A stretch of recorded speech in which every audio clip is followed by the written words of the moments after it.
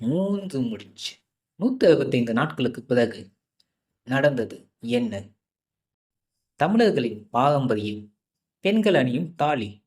அது பல சோதனைகள் வந்தாலும் அதையும் தாண்டி இன்றும் எம் மண்ணில் தொட்டு துறம் பாரம்பரியம். அதுக்கு புதுசா ஒரு சோதனை வந்துச்சு. சென்னை சுங்கத்துறை அதிகாரிகள் அந்த பெண் அணிந்திருந்த தாலியை சீஸ் செய்தனர். இலங்கையைச் சேர்ந்த அந்த தமிழ் பெண் கடந்த 2023ஆம் ஆண்டு திருமணமாகி தன் குடும்பத்தினருடன் இலங்கையில் இருந்து சென்னைக்கு விமானத்தில் பயணம் செய்தார். அப்போது அவர் தாலிக்கு சோதனை வந்தது.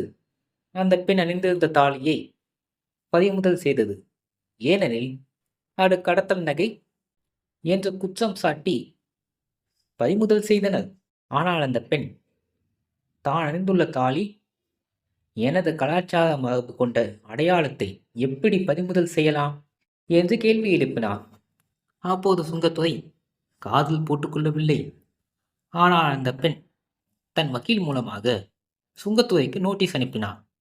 உயர் நீதிமன்றத்தில் தனது தமிழ் மரபு தாலியை பறிமுதல் செய்தது தவறு என்று வாதிட்டதால் தீர விசாரித்த உயர்நீதிமன்றம் சுங்கத்துறைக்கு ஆப்பு வைத்தது. தமிழர் புனிதமான தாலியை கை வைத்த சுங்கத்துறைக்கு கண்டனம் தெரிவித்தது. தங்கம் கடத்துபவர்களை எல்லாம் விட்டு தமிழர் புனிதமான தாலியை கை வைத்த சுங்கத்துறைக்கு கண்டனம் தெரிவித்தது. மேலும் அந்த அதிகாரிகள் மீது துறை ரீதியிலான நடவடிக்கை எடுக்க உத்தரவிட்டது. தமிழன் என்று சொல்லடா, தலை நிமிர்ந்து நில்லடா. மீண்டும் சந்திப்போம். நன்றி, வணக்கம்.